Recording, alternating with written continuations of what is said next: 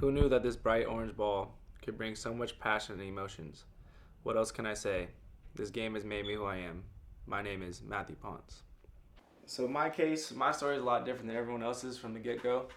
I wasn't born an individual child, I was born a triplet. So, from the get go, my parents have always put the ball in my hand.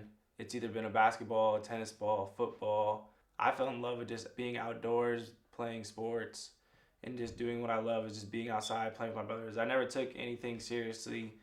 Basketball I've been playing since I was probably 4 or 5 years old, just in the little hoop my parents gave me when I was little, just dunk it, Matthew, dunk it. And I'd be so excited every day. I'd be like, Grandma, come watch me, Grandma, watch me, watch me. And I would shoot these far shots over the lamps, and I'd break so many light bulbs. I remember my mom saying no more ball in the house, but every time she left, I'd say, Grandma, go get the hoop, go get the hoop. And so we started playing for hours and hours and hours. I just remember doing that until I fall asleep. So I grew up Chino Hills my whole life. I went to high school at Ruben S. Ayala High School. I wore 24 in high school. That was my grandpa's number in high school. And obviously my favorite player was Kobe Bryant, so I wore 24. But in high school, my best friend for 10 years, who I played basketball with for 10 years, on every team I played for, he was my best friend. His name was Austin Lacey. And he ended up passing away when I was in high school. And his number was 2. So in college, I told his mom when I walked across stage at graduation, I invited her and I said, look, this is for Austin.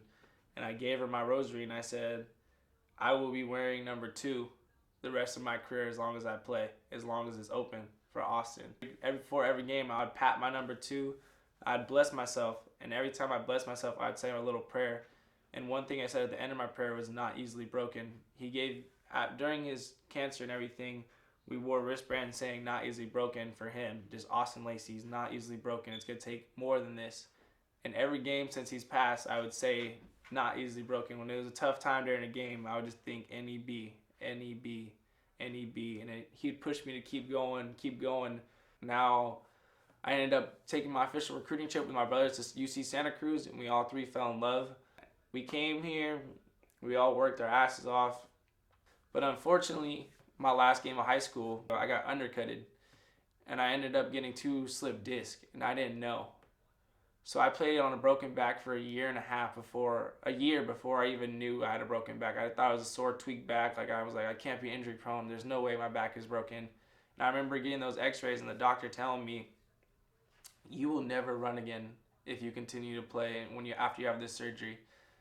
And just hearing that with my parents, it was almost easier for me to say bye to basketball, because it wasn't like I'm not good enough. I know I'm good enough.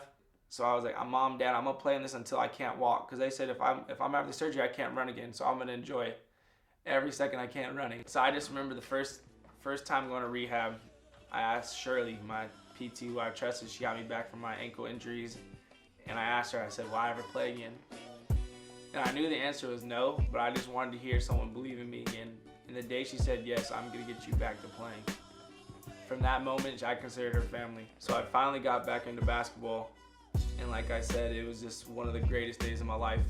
Being able to do what I love, just putting on that practice jersey gave me that excitement that, oh, it was a game day again.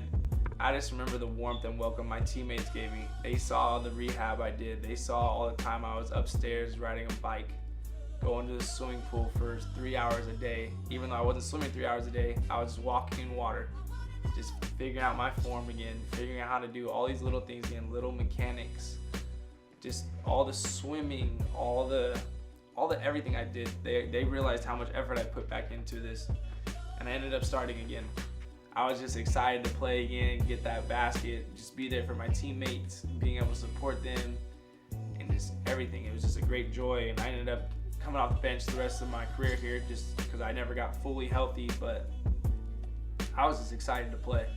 I had never smiled so much in games until I came back. I never enjoyed the huddles, the charges, the sweat, the cuts, the everything until I came back. And I was just happy to play. I mean, our season didn't turn out the way we wanted to, but I mean, the friendships I got from basketball are just the best thing I can ask for, and I was just excited just to play that last year.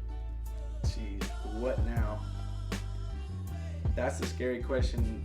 Having senior night is the weirdest feeling. In high school, I knew I had college. I knew I had 4 more years. In my freshman year in college, I knew my seniors are gone, I cried. I just got emotional. I loved my seniors, Ryan Swanson, Eric Charles, and it was all the guys that made it through, and just so many guys have gone through. And then when it was finally my senior night, I was like, I'm not gonna cry. I'm gonna enjoy this. I don't want to be known, because I saw all of them cry. I saw them keep their jerseys on and not knowing what to do. And I just remember seeing my family and hugging Jared and hugging Tyler, and I gave my parents a point, and just seeing all these young guys giving me the hug, giving me my final call, just Matthew Ponce like subbing me out. It was the weirdest emotion, because I don't know what's next. I have one more year eligibility, but I'm graduating. Am I gonna play? Am I gonna try to pursue coaching? Am I gonna try to get into sales? That's just something I gotta continue to think about. So what's next?